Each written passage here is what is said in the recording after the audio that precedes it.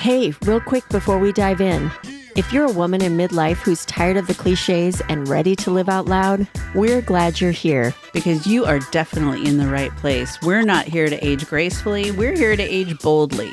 So if you love real talk, big laughs, and the occasional spicy truth bomb, make sure to follow us on TikTok at Spicy Midlife Women for even more unfiltered midlife magic. And we're not going to talk about dicks anymore. Michelle, what are we talking about? We are going to talk today about midlife friendships and why they're not just nice to have, but they are absolutely essential. I would agree. Don't you think? Well, I mean, here we are. Mm-hmm. You and I. Here we are.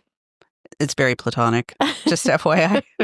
Not that it would matter, but it is very platonic. Mm-hmm. When you think back to your younger days, as a child or even going into your, teenage years and things like that, we all had friends, like our neighborhood friends, for example, or people that have really defined us in some capacity or another. Like I had one girl that was in my neighborhood that I spent all my time with that was 2 years older than me that I just idolized. Mm-hmm. And there was another one that was 4 years older than me who I also idolized. She's the one that taught me about your period and taught me about all of the stuff that goes along with those things and explaining it from a 16-year-old girl's perspective as opposed to a mom's perspective, right. that Very kind of a different. thing. Yeah. Mm-hmm. And then, your ones you develop through school and, into college and then.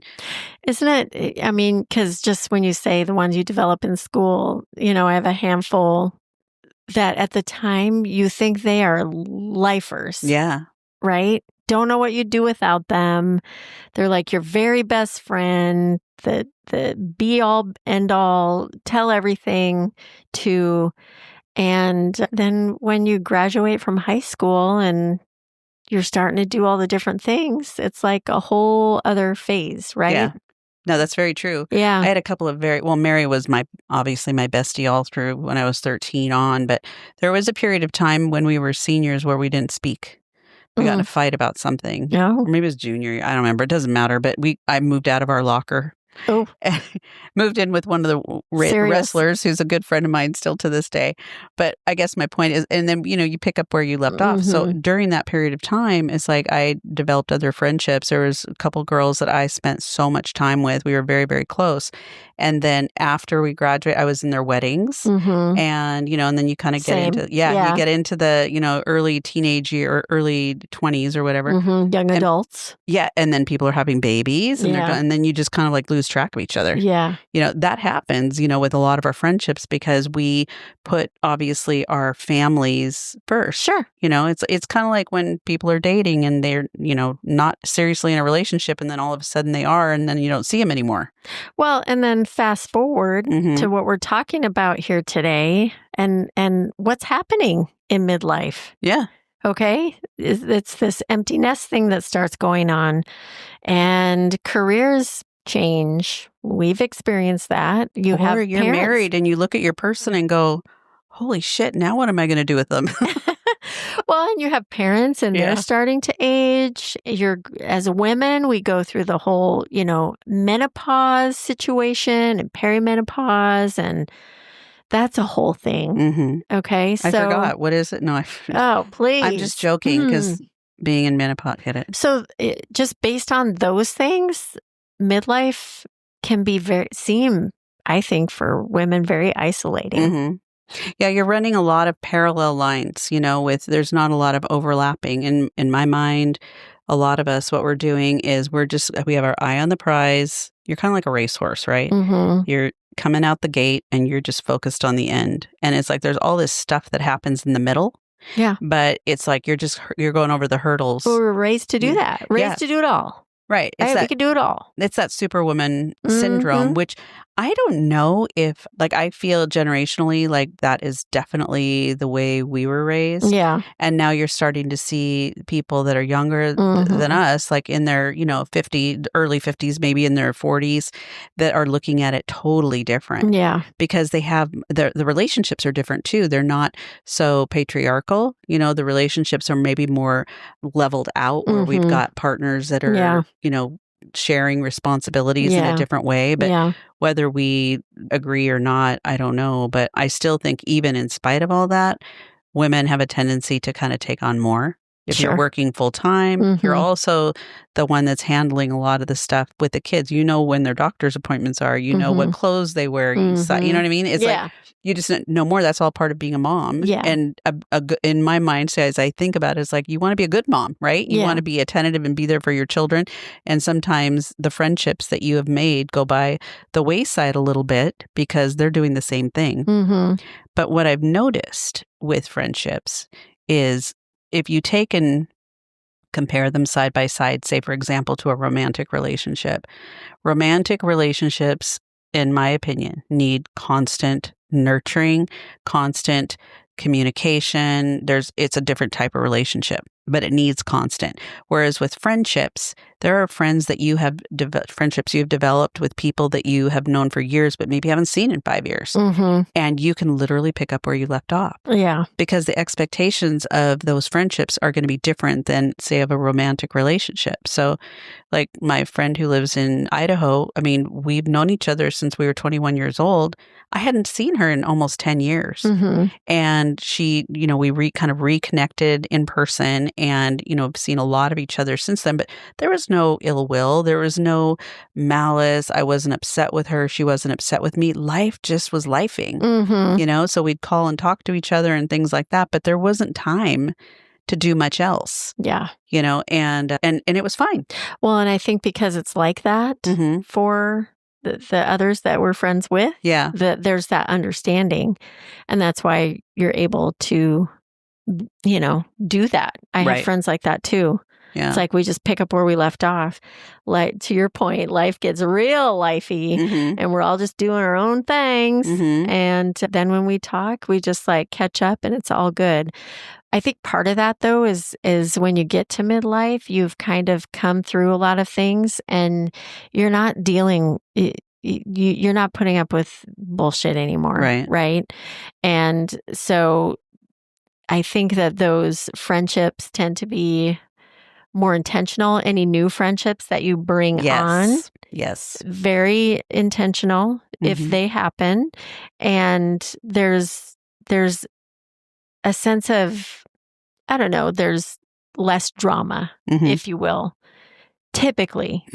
I'm going to say typically because that's not always the case. But I think for me, the friendships that I allow and that I have in my life, there is less drama. There's still some drama, but only if you let it be that. Right. Yeah.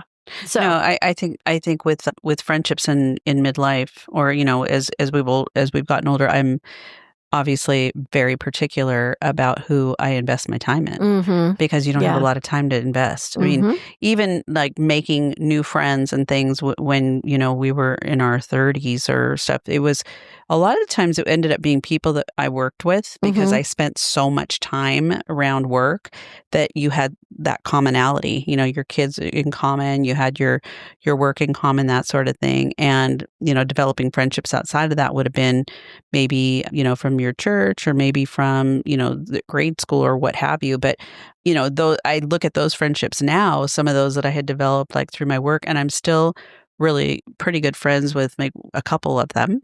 A couple of people that I knew, well, maybe a few more than a couple, but not they're not necessarily like inner circle. Yeah, people. we've talked about this on an episode in the past, like your tribe. Yeah. Right. And I think in midlife, there definitely is there's a difference, differential. I was trying to use a fancy word, but there's definitely a difference between who your tribe is truly and then what friends you have. Right. There's like friends in that. I have a lot of friends. Yeah. But my true tribe and my people that really get me and that I will, allow in, there's not as many. That's a smaller circle. Yeah. And for that very reason. So as we are, kind of navigating through life, like for example, I'm about my dance classes, right? Yeah. Take my dance classes. I followed through. There aren't people in there that I probably would like go have a drink with afterward or, go. Right. Probably not, but that's not what I'm there for. But that would be a logical place to meet people to be friends with, right? Yeah. Or like I'm going to start picking up pickleball again, and I'm sure I'll meet people there. And we're all kind of in that same stage of our lives in some respects, but they're probably not people that I'm going to, like be doing a ton of social stuff with. Yeah. But these are all places where you are potentially meeting other people. But a lot of it comes through your kids and the parents of the kids and the schools and things like that. And they may be people that stay in your life, or they may be people that are just there for a season. Yeah. And we've talked about the seasonal friendships versus long-term friendships. And it's okay for you to evaluate where you're at with your friendships. And if you're a better person because of the people that you're choosing to spend your life around, your time around, or vice versa. If you're helping people benefit in their lives by being their friend, then it's this, in that regard. So I think about that stuff a lot because, like I said, I don't have a huge like inner circle, and I have to feel like the people that are in my inner circle are going to accept me and tell me what's on their mind no matter what. And that's just how I look at it, but that's not necessarily how everybody else looks at it, right? I would say I think it's important when it comes to friendships in midlife. Of course, like we've been talking about, we have our, ride or dies, our tribe, but then there's people that the friendships that we have. And I think it's important in midlife to be able to make time with people because that matters. More as you get older. Yeah. Your ride or dies aren't always, that's what makes it your ride or die, is because they're more understanding. And so things might not always work out, and, you can pick up where you left off, all the things that we've been talking about. But then, on the in-between, it's okay, like, to go out of your way to schedule time, maybe for a walk or go get coffee. Might not be your ride or die, but it's just nurturing friendships and fostering that, and having that time with others in your life that are at the same point that you can relate with. I think it's really important to not just isolate yourself because your ride or die is not available. Right. Right. It doesn't mean you're going to have these, in-depth conversations like you would with that person, but just being able to spend time with like-minded people in that type of midlife community, I think is important. And, you should go out of your way to do that for yourself, to be able to spend time not alone. Yeah. If that makes sense. Well, I mean, and I like spending time alone. There's that reflective too. time alone. But to your point, I think there's got to be a good balance. I was going to ask you a question. What are your thoughts on being in midlife and having or not having a ride or die? Like, if you're in midlife and you don't have a ride or die, I think that would feel kind of lonesome. Well, that's because you have a ride or die. Right. So you know what that comparison would be. Yeah. But if somebody doesn't have that ride or die person, or they haven't had that ride or die type friendship, you don't know what you don't know. You know what I'm saying? It's just like anything else, I suppose. Even a romantic relationship, you can see really good, solid romantic relationships. You want to strive for that, if you're going to want to get into a relationship. But if you don't have it, then you're kind of looking at it going, I really wish I did have something like that. It's the same thing in my mind with a friendship. If you don't have, I think it's really, really special and unique, and not necessarily something that everyone has the benefit of, and that is having that no holds barred person in your corner. Maybe it's a family member instead, who's also, could also be a family member that's maybe like your sister or something like that. That is, they're your ride or dies because they're your family anyway for the most part. But someone who's maybe not a family member. But I think too, not everybody has the benefit of that in their family. Not everybody has had the benefit of having that going through life based on whatever the circumstances are. There's nothing really, I think, and this is just me, to feel like they're missing out on because they don't have that. Maybe they don't have it yet, and their ride or die is from 50 to 90. Yeah. Could be. Yeah. Do you see what I mean? Could very well be. It could also be their significant other. Yeah. And it might be something that is coming later in life. And that's where I guess when I talk about, just making the time to go on a walk, it might not be your ride or die, but just like going outside of what you're used to and maybe having new connections and going to have wine, whatever it is, with somebody and like to what I just said, maybe that ends up being your ride or die from 50 to 90. Yeah. And see, I kind of feel like, I have the benefit of that. I've been blessed with that. I've got you. I've got Mary. I feel like I'm like one of the luckiest people alive because I have had those experiences and I continue to, and you guys still put up with me, which is amazing in and of itself. But it's like, if I didn't have those experiences, I would be such a different person. Yeah. I really think, and I wouldn't know any different, like you said. You can reflect on that because you have them, and you try to imagine life without that, and it seems very different. It does. It seems really empty, and anyway, so I wish that for everyone who's listening is if you do have that type of a friendship, that you understand how blessed you are to have, that person in your life and that you take good care of them. And if you don't, it just means you haven't come across it yet. Yeah. Just know what you're looking for. And it doesn't necessarily have to mean that you're compatible on all fronts in terms of, being a friend. It's like, you don't all have to do the same things. That's part of the fun, actually, when you're so different. I know my good friend, same thing, that we've been friends since we were 13. Yep. We're so different. Our life paths are so different. But when we spend time together, it's just us. It's who we are. And it's always, fun to go outside of the everyday, humdrum of life and just be the friends that we've been for so long. So, yeah. I would love to throw a challenge out there. Do it. And this is actually something that I have done. So it's not like I'm saying do this and I haven't done it.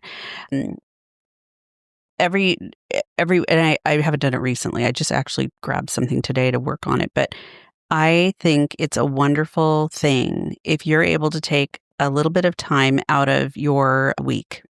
It doesn't have to be every day. Maybe you choose once a week and you send a handwritten note to one of your friends or to someone who you find to be very special. It doesn't have to be a friend, it can be a family member, whatever, but people that are in your life that you have a need to or have a desire to reconnect with or to stay connected to. Maybe it's a phone call. Maybe it's a voice message. Maybe it's a text. Maybe it is an email. Maybe it's a card. Yeah. But it's something really simple. Yeah. I was thinking about you and, I saw this picture of da-da-da-da-da. It made me think of you and I just wanted to say hello, whatever the case may be.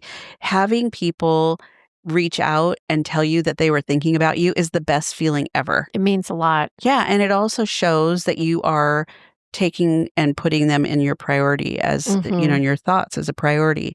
So I would encourage everybody to try that. Maybe it's just once a week, know, it doesn't have to take a ton of your time, but the feeling that you have when you connect with somebody, and it's not expected, it's not something that is on the table all the time or they're waiting for you to do, is the best feeling ever. Yeah. So I would really encourage, all of you out there to try something like that and see if that makes a difference. I love that. Yeah. And if you feel so inclined, check us out on social media. Yeah. We're out there on Facebook, Instagram, all the socials, and leave us a comment because we're on there talking about all the episodes every week. Would love to hear from you. And what you find to be so important about midlife friendship. Yeah. I'd love to hear about that. Yeah. So we're here every week. We drop a new episode every Monday. You can find us on whatever your podcast platform is that you love to listen on. Your podcast playground platform. Yeah. So thanks for listening, everybody. And until next week, stay spicy. Woo! Bye. Bye.